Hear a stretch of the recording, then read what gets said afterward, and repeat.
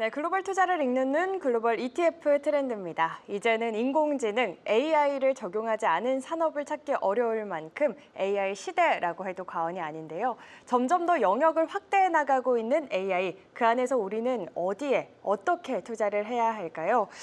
이번 시간에는 세분화되고 있는 AI 투자처에 대해서 이야기 나눠보도록 하겠습니다. 오늘 이 시간 박수민 신한자산운용 ETF 상품전략 팀장님과 함께합니다. 어서 오세요. 네, 안녕하세요. 반갑습니다. 제가 시작할 때도 말씀을 드렸지만 AI, 인공지능이 안 쓰이는 곳이 없을 정도로 범위가 굉장히 넓은 것 같습니다. 맞습니다. 우리가 투자의 관점으로 봤을 때 이 AI의 범위를 좀 어디까지 봐야 할까요?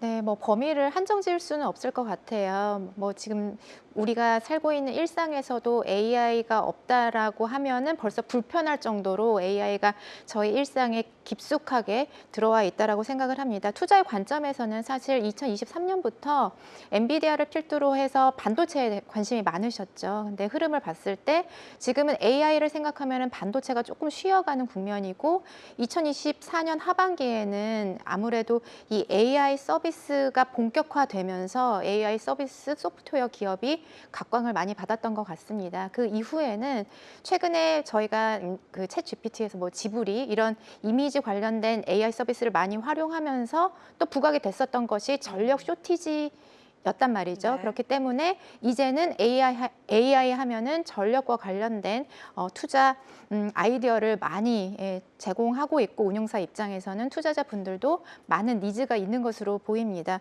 거기에다가 이제 전력 쇼티지라고 하면은 어떤 에너지원을 써야 될까라고 또 고민을 하는 그런 생각의 흐름인 것 같습니다. 그렇기 때문에 최근에는 원자력까지 AI 테마로 보시는 분들이 많아지는 만큼 AI 관련된 투자의 한계를 저희가 좀 지정할 수는 없다라고 생각을 하고 있습니다. 사실 너무 갑작스럽게 좀 발전을 한 만큼 AI 성장 둔화에 대한 우려감도 남아 있고요. 네. 한편으로는 이 빅테크 기업들의 AI 투자 확대에 대한 기대감도 네. 있습니다.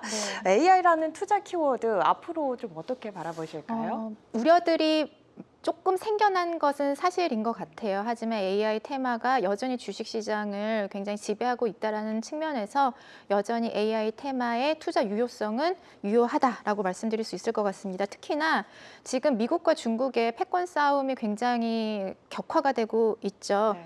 근데 그 중심을 바라본다라면은 바로 어느 국가가 AI 어떤 기술력의 패권을 쥘지 그 부분이 중점적으로 다뤄지고 있는 것 같습니다. 최근에 그 미국의 트럼프 대통령이 중동을 방문을 했습니다. 중동에 이제 막대한 자본을 유치해서 미국 AI 생태계를 강화하고 중국을 견제하는 게임 체인저로서 AI가 활용되고 있는 상황이라고 말씀드릴 수 있을 것 같고요. 지금 트럼프 정부에서 이제 AI랑 크립토 정책을 총괄하는 역할을 맡게 된 그 전 페이팔 최고 운영 책임자인 데이비드 sak스가 최근 트럼프 대통령의 중동에서의 AI 행보가 단순히 어떤 외교적이라든지 정치적인 전략을 넘어서서 글로벌 AI 경쟁 구도 자체를 바꿀 수 있는 그런 행보라고 평가를 하고 있고요. 지금 트럼프 정부는 AI 경쟁에서 승리를 국가의 우선적인 어떤 과제로 설정을 한 만큼 이 AI의 어떤 정책적인 흐름이 주식시장에도 여전히 큰 영향력을 미칠 것이다라고 생각을 하고 있습니다. 네, 힘에 있어서 여전히 네. 유효하다 이야기를 해주시면서 미국 트럼프 대통령의 중동 방문 이슈와 함께 네. 또 중국을 견제하는 게임 체인저로서의 역할을 할 수 있기 때문에 충분히 앞으로도 힘이 있는 산업이다 이야기를 해주셨습니다. 앞서서 AI 투자 범위를 AI에만 국한되지 않고 굉장히 좀 넓게 바라봐 주셨잖아요. 네. AI 발전 로드맵을 좀 어떻게 생각하고 계신가요? 네. 그 AI가 잘 구동되기 위해서는 저희가 다 알고 있듯이 수많은 데이터를 통해서 학습하고 추론하는 그런 과정이 선제적으로 진행이 돼야 되는데 그 단계에는 당연히 반도체가 굉장히 중요한 역할을 그렇죠. 했고요. 네. 그리고 충분한 학습 이후에 이제 실질적으로 기업들이 그런 학습한 결과물을 토대로 다양한 비즈니스에 접목할 수 있는 서비스와 소프트웨어를 개발을 하면서 팔란티어라든지 마이크로소프트와 같은 소프트웨어 기업들이 각광을 받았습니다. 그리고 이제 전력 인프라죠. 전력의 쇼티지 때문에 그리고 이 전력을 데이터 센터 안에서 굉장히 효율적으로 잘 운영할 수 있는 그런 기술력들이 각광을 받았기 때문에 데이터 센터 기반의 중심적인 어떤 전력 인프라 기업들에 투자하는 ETF도 굉장히 이제 투자자들의 많은 관심을 받고 있는 상황입니다. 그리고 이 전력하면은 꾸준한 24시간 동안 어떤 항상성을 가지는 에너지원이 굉장히 중요한데 그러한 측면에서 저희가 이제 탈탄소로 가면서 친환경 에너지들에 대한 어떤 투자가 많이 집행이 됐는데 이 친환경 에너지는 저희가 생각을 해보면은 뭐 풍력이라든지 자연의 어떤 힘을 이용하는 에너지원이기 때문에 불안정성이 있을 수밖에 없어요. 네. 그런 불안정성, 친환경 에너지가 가진 불안정성을 좀 보완할 수 있는 새로운 에너지원으로 최근 원자력이 각광을 받고 있기 때문에 이 AI 투자에 있어서 마지막 단이라고 볼 수 있는 현 시점에서 에너지원, 중요한 에너지원으로 이제 원자력을 바라봐야 된다라는 생각에 저희가 원자력 SMR ETF를 최근에 상장을 해서 AI 투자에 있어서 투자자분들이 좀 잘 대응하실 수 있도록 상품 다양화를 하고 있다라고 말씀드릴 수 있겠습니다. 네, 말씀해 주신 것처럼 벌써 반도체에서 전력 인프라 그리고 소프트웨어 또 최근에는 양자 컴퓨팅과 또 에너지원으로 원자력과 맞습니다. SMR까지 네. 범위가 확장이 되고 있는 모습인데 이런 분위기가 네. ETF 시장에서도 좀 반영이 되고 있는 분위기인가요? 네, 맞습니다. 2023년에는 반도체 전략이 굉장히 좋은 그 흐름을 보였고, 네. 그리고 그 이후에는 소프트웨어와 전력 인프라, 최근에는 말씀하신 대로 이제 양자 컴퓨팅과 원자력이 굉장히 높은 상승률을 보이고 있습니다. 구간 성과를 한번 보시면은 2023년 상반기에는 확실히 반도체의 성과가 좋았죠. 그리고 두 번째로는 이제 소프트웨어 전략의 성과가 굉장히 좋았고요. 그리고 2025년 연초 이후 현재까지 흐름을 한번 보시면은 반도체는 미국 시장의 어떤 불안정한 모습과 함께 마이너스 그 성과를 보이고 있는 반면, 그렇네요. 네, 전력 인프라와 원자력은 굉장히 두 자릿수를 훌쩍 넘는 굉장히 높은 상승률을 보이고 있습니다.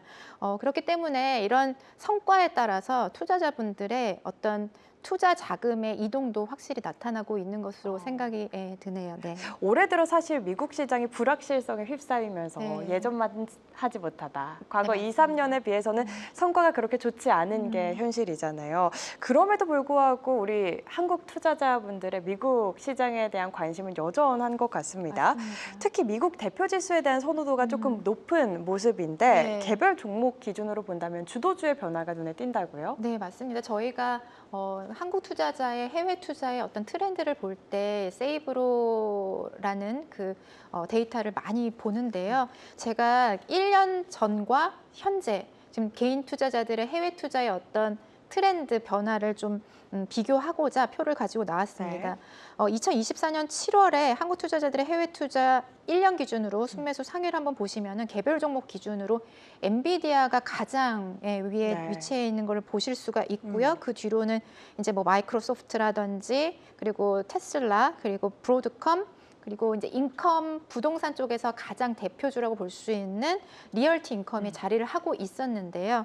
2025년 5월 기준으로 한번 보시면 네, 테슬라에 대한 사랑은 여전합니다. 테슬라가 가장 높은 곳에 이름을 올리고 네. 있고 새로운 기업이 보이죠. 이제 팔란티어라는 이제 AI 소프트웨어 분야에 있어서는 굉장히 대표 기업으로 우뚝 선 팔란티어가 새롭게 이름을 올린 것을 확인을 하실 수가 있고 그리고 1년 전에는 반도체에서 대장주다라고 하면은 엔비디아를 많이 생각을 하셨는데 이제 반도체주 안에서도 주도주의 변화가 있는 것 같아요.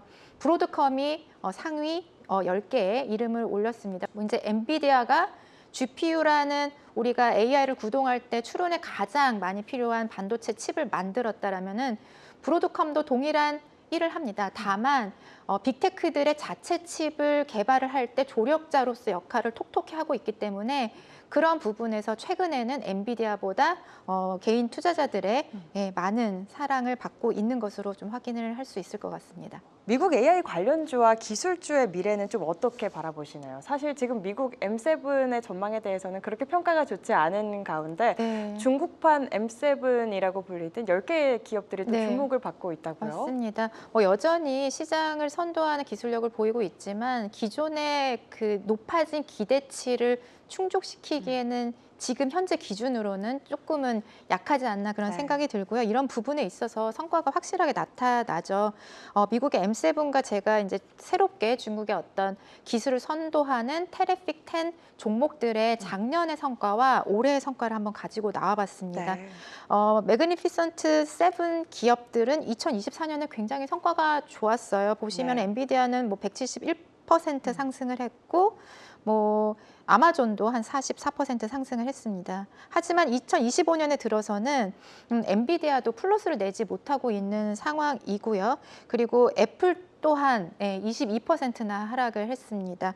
이에 반해서 중국의 이제 M7이라고 불리는 테레픽 10 종목들의 성과를 보시면은 작년 하반기부터 굉장히 중국 기업들의 성과가 좋았기 때문에 작년 한 해의 움직임도 좋았지만 올해 들어서 그 상승폭이 더욱 확대가 되는 것을 확인을 하실 수가 있습니다. 뭐 비아디 같은 전기차 기업도 네. 올해 들어서 한 75% 상승을 어마어마하네요. 했고요.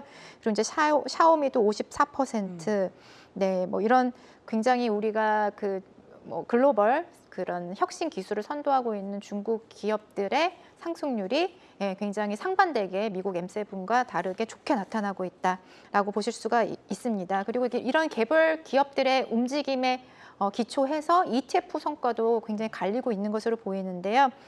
참고 지표로서 보여드리면 2024년에 50% ETF 상승률을 나타냈고 올해 들어서는 한 6% 정도 하락을 하는 모습입니다.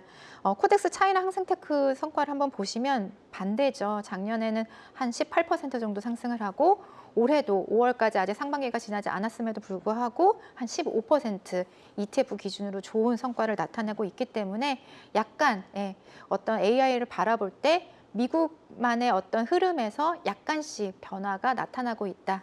이런 것을 성과를 통해서 보실 수가 있으실 것 같습니다. 네, 확실히 작년 대비 올 초 중국 기업들의 성과가 좋네요. 네, 맞습니다. 미국 시장에서 또 가장 눈에 띄는 기업이라고 하면은 앞서서 또 이야기를 해주셨지만 네. 팔란티어를 빼놓을 수 없을 것 같습니다. 맞습니다. AI 발전 과정 속에서 또 소프트웨어 기업들이 부각을 받으면서 함께 주목을 받고 있는 것 같은데요. 시장에서는 이 팔란티어에 있어서 긍정적인 시각과 또 부정적인 시각이 네. 함께 존재를 하잖아요. 네. 시장에서 바라보는 두 가지 시각을 정리를 해주시면 좋을 것 같아요. 네, 맞습니다. 저희가 작년에만 해도 AI 소프트웨어 기업들을 어떻게 포트폴리오로 잘 꾸릴까라고 봤을 때 엔비디아처럼 반도체 엔비디아처럼 굉장히 헤게모니를 강하게 쥔 기업은 찾지 못했었던 네. 것 같아요. 근데 이제 그 시장이 발전을 하면서 팔란티어가 굉장히 대표 기업으로 우뚝 섰는데 팔란티어는 단순한 소프트웨어 기업이 아닌 데이터를 다루는 방식 자체를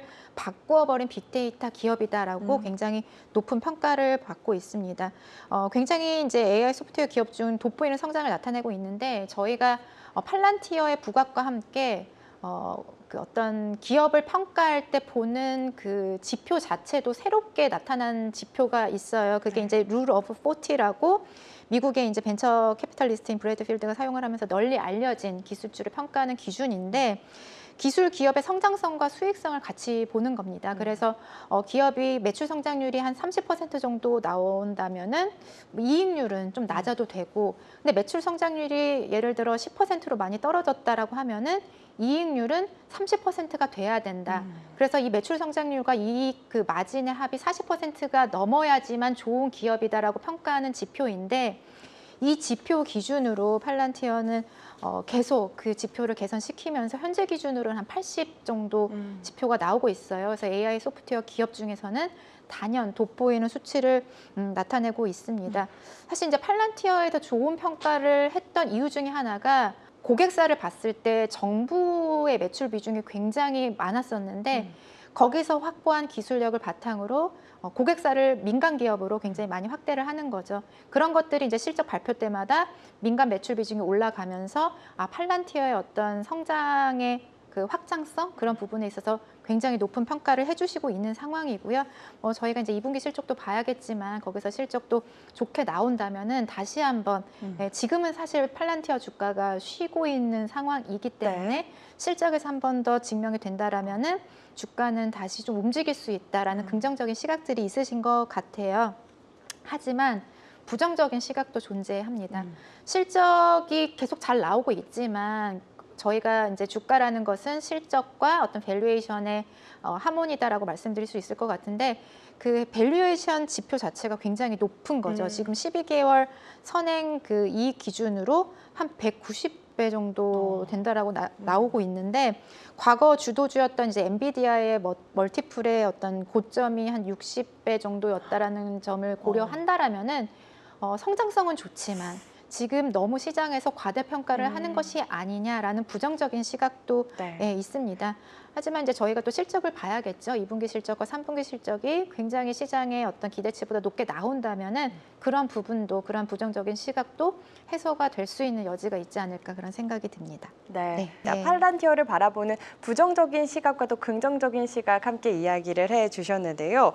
미국 시장은 어떨지도 궁금하거든요. 네. 아무래도 전 세계 ETF 시장에서 또 가장 큰 비중을 차지하고 있기도 하고 네. 상품의 혁신성에 있어서 늘 앞서 있는 시장인데 우리나라처럼 좀 AI 관련해서 세분화되어 있나요, 전략이?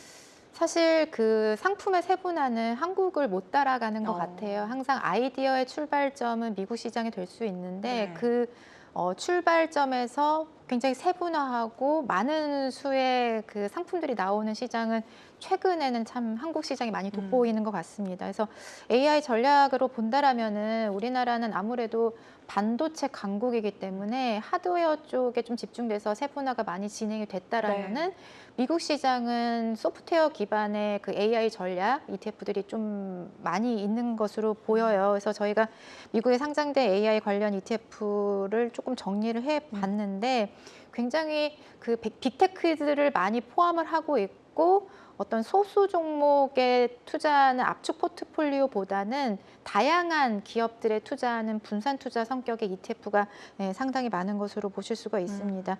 그래서 AI 관련 ETF 중에서 가장 좀 대표적이라고 볼 수 있는 IYW, iShares US 테크놀로지 ETF 같은 경우에는 뭐 그 안을 보시면 마이크로소프트라든지 엔비디아 이런 빅테크들이 많이 들어가 있고요.